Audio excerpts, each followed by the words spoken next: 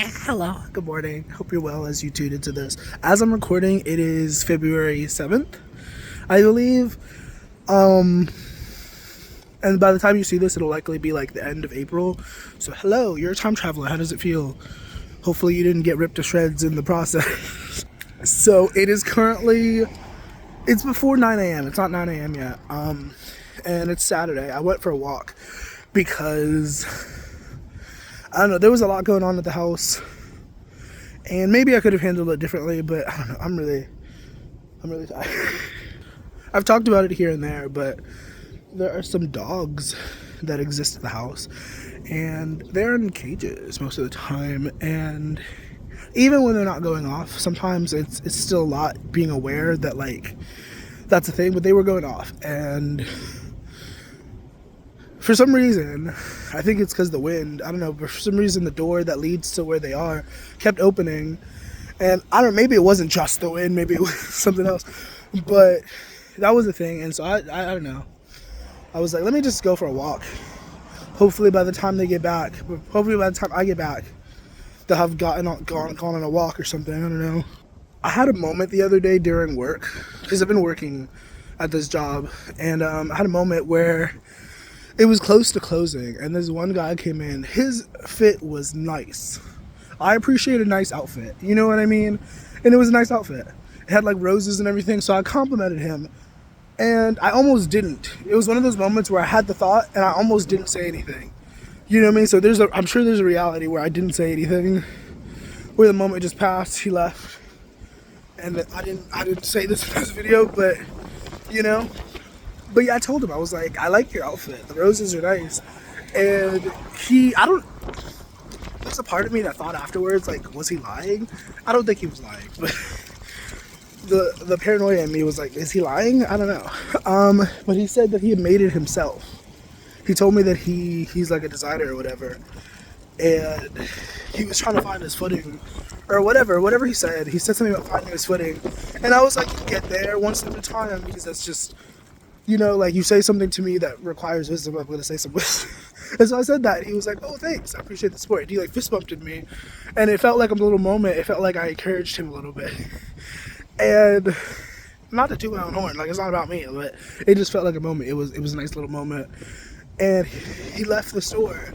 And that was the end of that.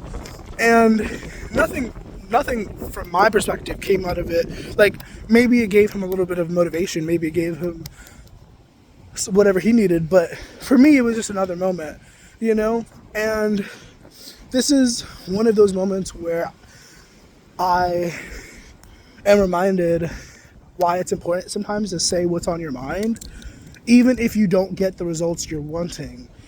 You know what I mean? Because a lot of people come to me and they ask, like, should I text them? Should I do this? Should I? And it's like, if you feel it on your heart to do something, do it. You know what I mean? Like, it's not always that easy. But, you know, if you feel something on your heart, there's a reason for it. And you don't always need to know the exact reason, because it could just be about somebody else. You know, and then that's where selflessness comes into play when it comes to manifestation. Sometimes you just got to understand that, like, it's not about you 100% of the time. Sometimes it's about the other people, the other heroes on their journey. You know what I mean? And I don't know, I've had plenty of moments like that where I either said something or almost said something, and because I said something else happened. And if I hadn't said it, that wouldn't have happened. You know what I mean? Like, you never know how you're impacting others by speaking your truth. You know what I mean? And with this dog situation, I guess I've been feeling that towards that. Like, you know, even if they don't listen to me, even if they get violent or whatever, at least I can know that I spoke up and I said something. But I don't know. Once again, they might get violent though, because these people are crazy. They don't listen to reason. You know what I mean? I've said it before. That doesn't mean I can't say it again, but I've said it before. I've been like, you know, why don't you just take them out? Like, why don't you? You know, I mean, these days, the biggest thought for me is like, why do you even have them still? The dogs, the pets. Like, why do you still hold on to them? You don't like taking care of them. You know what I mean? Like, why? Like, I think that's so unfair to the dogs. Like, And then it's even crazier to me that a person couldn't imagine empathy in that situation. You can't imagine being in a cage all day. You can't imagine being forced. You know what I mean? Like, it's just ridiculous. Like, you wouldn't want that sort of treatment. Why would you put that on somebody else or something else? Because you don't have to feel it, because it's not your, like, fuck off. Like, I have so much empathy for people, but I think to some degree that empathy goes out the window when you yourself don't have empathy for other people. Like, how am I supposed to care about you when you don't give a fuck about how your actions impact other people or other creatures? You know what I mean? Like, how does that make sense? Because let me tell you, there's plenty of apathetic people. There's plenty of, like, people devoid of empathy who still make it a point to be a decent person. You know what I mean? Just because you don't have the feelings does not mean that that is an excuse to be a shitty person. You know what I mean? There's plenty of people who walk around literally dead inside, but also make it a point to not push that on other people. You know? Because why? Why would you do that? You know what I mean? It's crazy. I don't know. It's really crazy to me how some people are so negligent. Like, I hope to God that they never have kids. Because I can only imagine what kind of fucking parents they would be, especially considering our own parents. And, you know, their relationship to our parents and, like, all that. So, like, it's just, please don't have kids. Don't ever have kids, bro. Like, don't ever have kids. Because I think a really deadly combination of parenting is, like, being negligent, but also being super controlling at the same time. Like, you don't care about how I feel, but also you want to try to control how I feel so that it doesn't interrupt your peace. You know what I mean? Like, that's dangerous. You know what I mean? You don't want to take care of them, but you also don't want to allow them to be their own person. Like, what? Fucking control yourself. Work on yourself before having kids, before having pets. You know what I mean? Like, and I don't know, I just spit on my shirt, by the way. I didn't need to share that, but now I meant to spit on the ground, but oh my god. The empathy part comes from understanding that these people do what they do because they were never taught differently. They were never showed that this is not how you behave in society. You know what I mean? They were never shown that. They were never shown how to healthily process their emotions. They were never shown how to respect themselves. You know? So that's the empathy part on that. But, like, at some point you gotta learn. At some point you have to want to learn. You know what I mean? Because I was also never taught that. I was taught a lot of really toxic things that I had to unlearn. You know what I mean? Because, I don't know, at some point, I spent a lot of time with those dogs.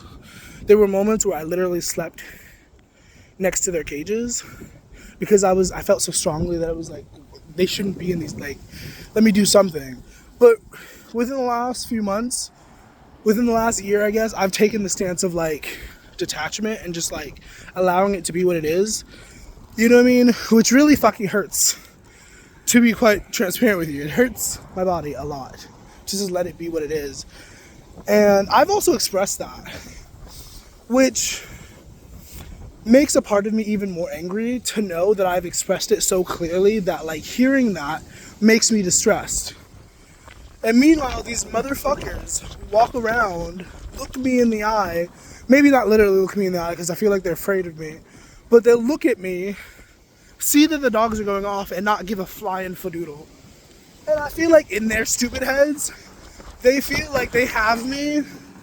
I feel like but I'm an evolver. I evolve. Like, if something hurts me, I will make sure that it doesn't hurt me again. You know what I mean? So I've been doing a lot of deep breathing. I've been doing a lot of mindfulness in relation to the dogs. So it doesn't affect me as much. Oh my god, the wind!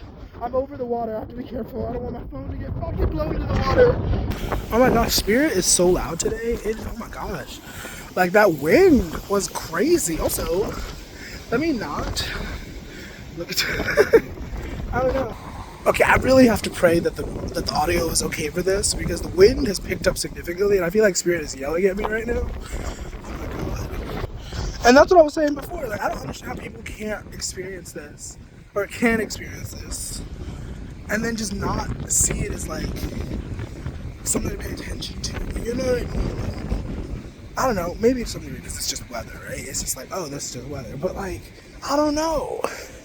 Almost every time I do something big, almost every time something big happens in my life, the weather goes crazy. Not all the time, but a lot of the time, you know what I mean? So like, I don't know. I think people just don't pay attention.